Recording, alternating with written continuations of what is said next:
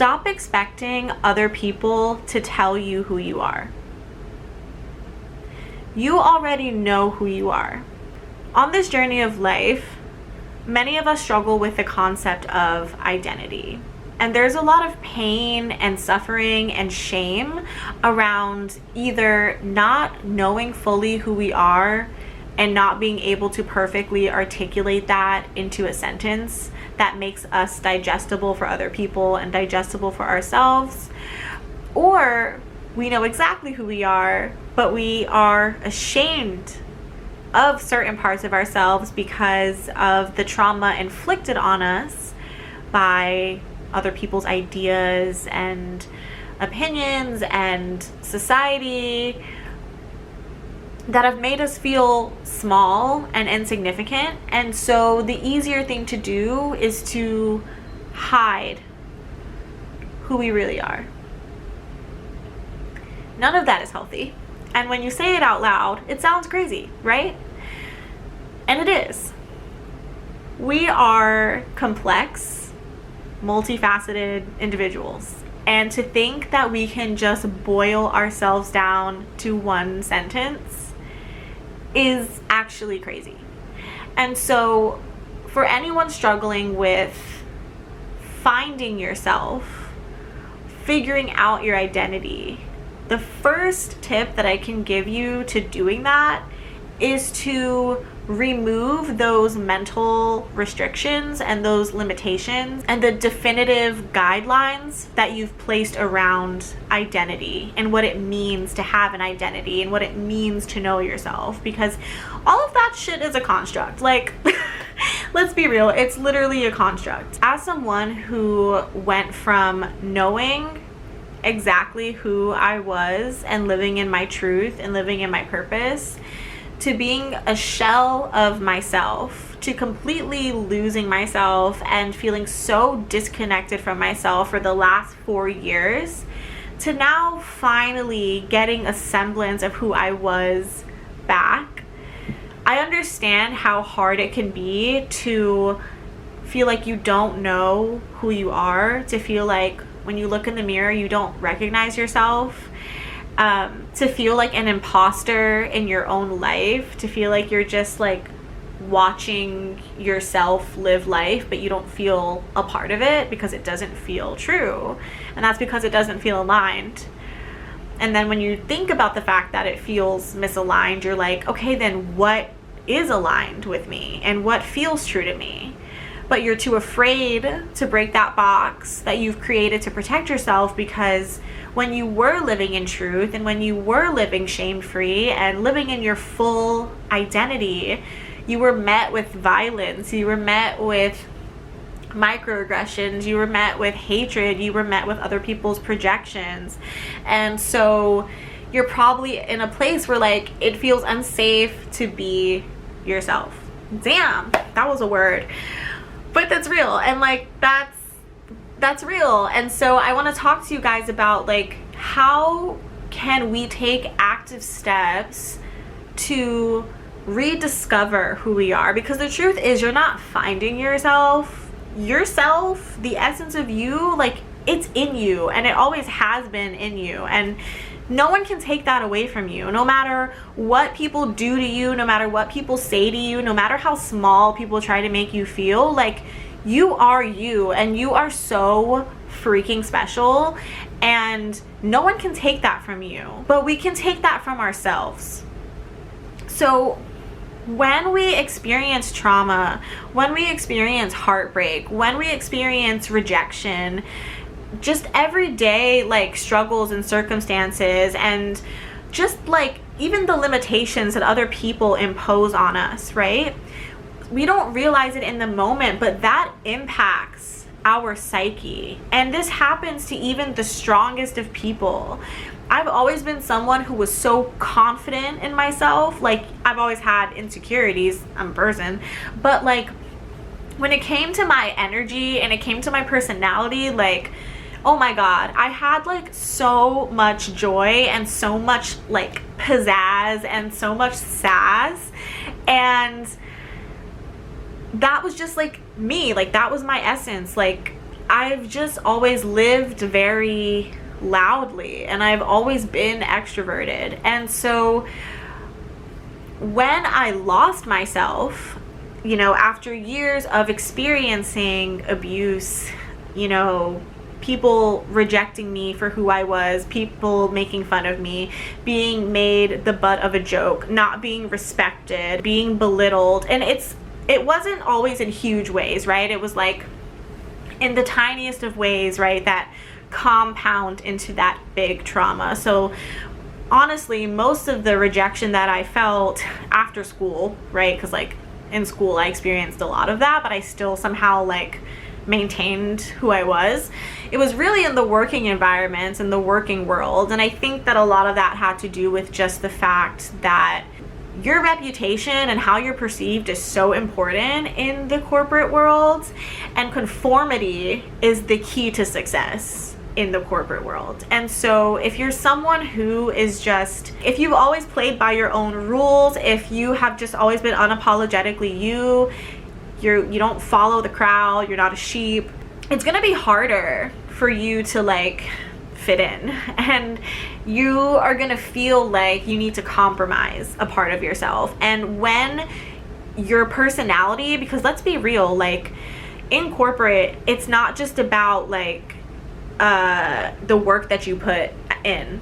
It's also about whether people like you, right? So if people don't like you, that could impact your income, that could impact your career trajectory. And so I felt like all of this pressure to like change who I was after leaving my first job, because I had experienced just like so much workplace violence. Like I had racial jokes like made at me like during 2020 that I put up with. I was made the butt of like everyone's jokes. I wasn't taken seriously. I wasn't respected.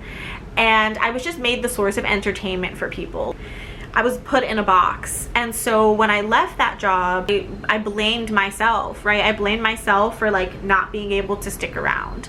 And I blamed myself for not having conformed enough to have been able to stand the test of time in that role. And so when I got my next job, I accepted the role out of desperation.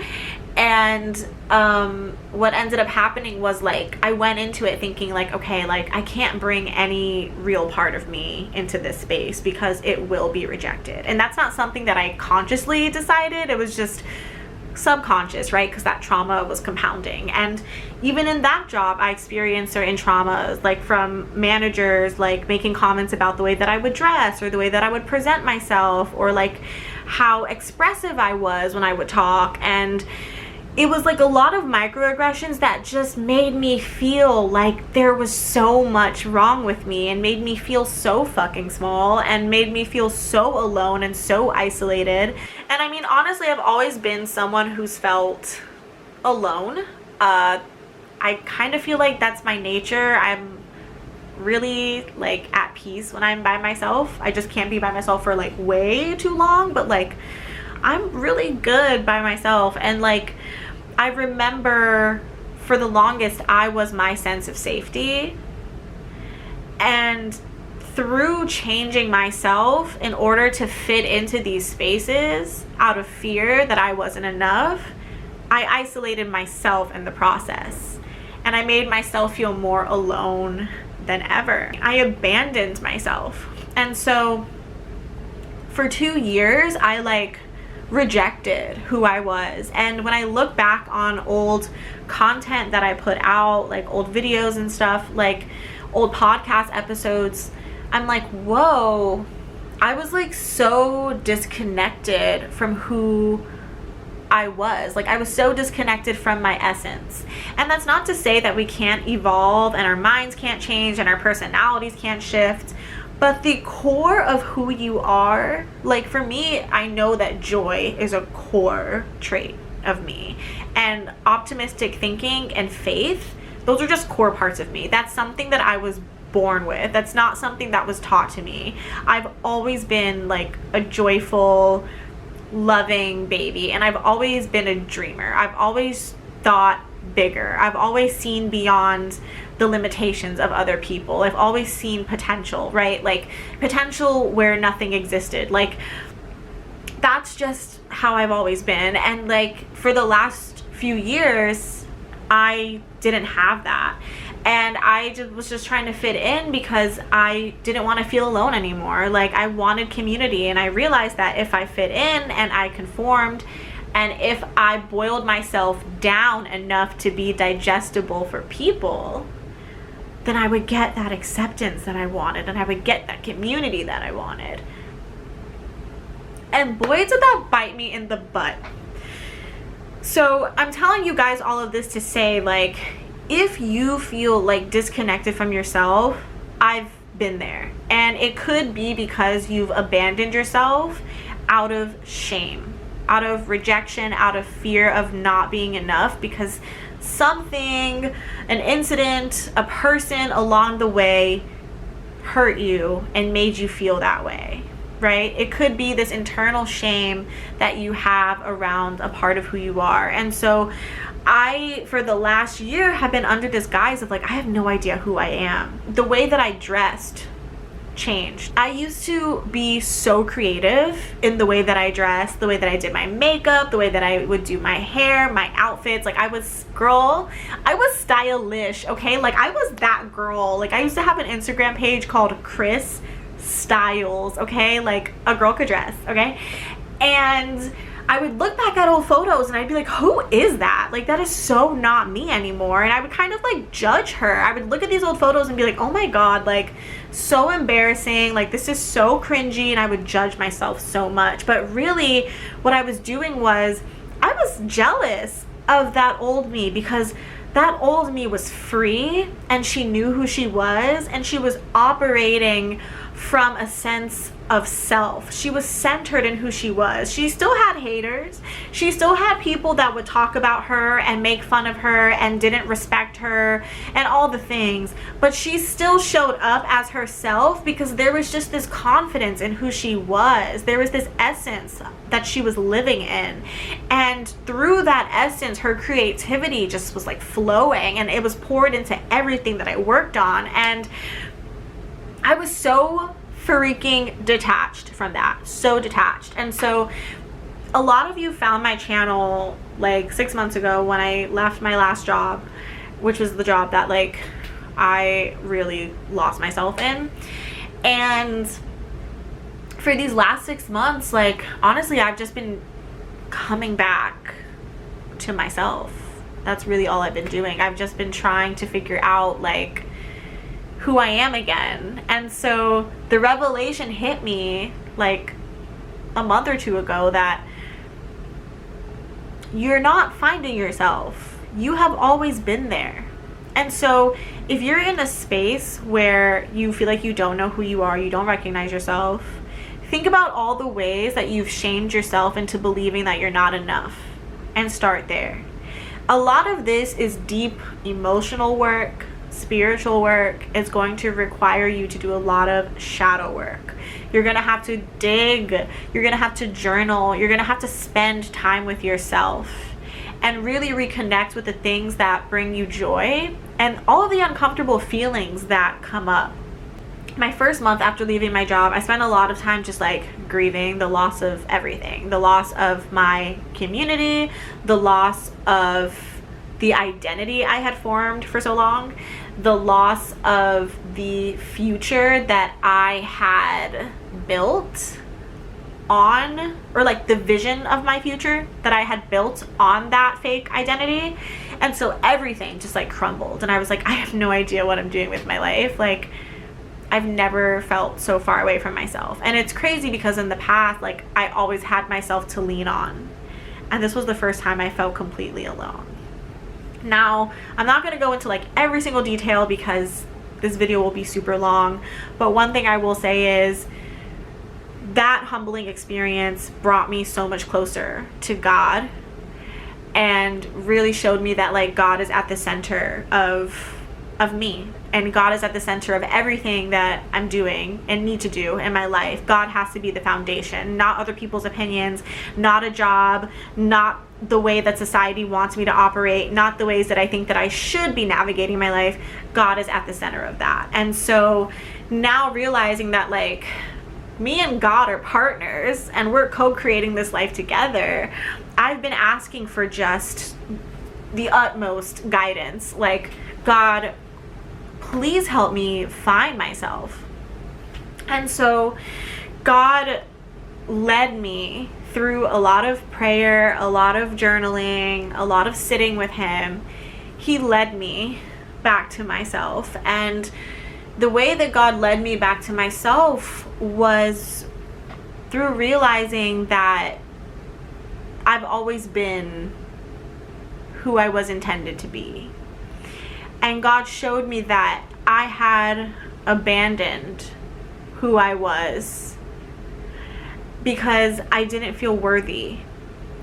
But knowing that I am a creation of God, I am so freaking worthy. And I am more than enough. And so to put the opinions of other people or the acceptance from other people over God, the creator, the one that made me, the one that says I'm fearfully and wonderfully made, how crazy is that? But we do that. We get so caught up. And so if you are looking to find yourself again, you first have to start with what your foundation is. What are you building on? What is at your center? For me, I know now more than ever, at the center of me and my life, it's love. It's God. And so if I am ever operating from a space that is not aligned with love or God, I mean, but they're the same thing, then I'm not living in my purpose, right? And I'm not living in alignment. And I have to navigate my way back to my center. So if you feel like you're trying on different personalities and different identities, it's probably because you don't have that sense of self yet, or you've been ashamed of your inner essence. Look within. It is all there. Another tool that God has led me to as I've been on this journey of coming back to myself is he's been having me really tap into my joy and tap into my passions and tap into my creativity again. And so just having me get back in touch with the things that used to light me up, even if they were things that like I stopped doing a while ago, right? Doing that and invigorating that spark in me again really has shown me like not only my creative potential, but has honestly showed me like my value as a human being, right? Like God created us, and I'm quoting Julia Cameron here. God created us, and so our gift back to God is through creating. And so I'm thankful that I have all these pictures over the past 10 years. I'm thankful that I have all these YouTube videos that I can look back on. I'm thankful that I have all of these podcast episodes where I share my ideas. I'm thankful that I have all of these journals and like my notes app where I just write my most personal shit. And I can see through all of these ideas I have laid out the through line. And I can see the pattern of who I've always been. Like today, I was watching this video on my channel that I had privated that I've made public again because I'm done being ashamed of like the art that I make and the videos that I make and the cool shit that I do when I'm inspired. Like I spend time on that. I'm proud of it. I'm gonna keep it up. I'm gonna post whatever I want, like whatever. But I'm watching this video of me and my best friend. We're like 21. We're just like, I'll link it right here. It's kind of ridiculous. It's funny and it's stupid, but that was me a few years ago. I'm not gonna be ashamed about it. And we're sitting there and we're drinking and we're doing our makeup and we're just talking like real raw girl talk. And I'm looking at myself and I'm like, yo, you've always been so funny. And you've always been so articulate and extroverted and sassy and witty and quick and just fun. Like, you bring a light into a space. You bring a just like energy, baby. Like, baby, you bring the energy of life. And I'm like, oh my God, wait, that's me. Like, that's who I am when no one's around. And I had spent like years, girl, feeling misunderstood, feeling like nobody really knew me. You know why? Because you weren't being yourself. You weren't being you. You weren't really showing all these awesome, fun, quirky, amazing parts of yourself because you were ashamed. And I was like, wait a minute.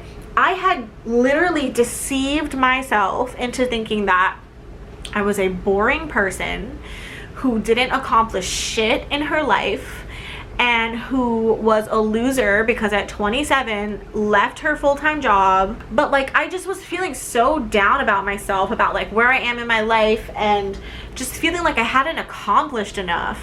And having that catalog and seeing all the ways that my creativity has like manifested into like tangible things, like videos, like connections with people, I'm like, oh my God, like, that's me.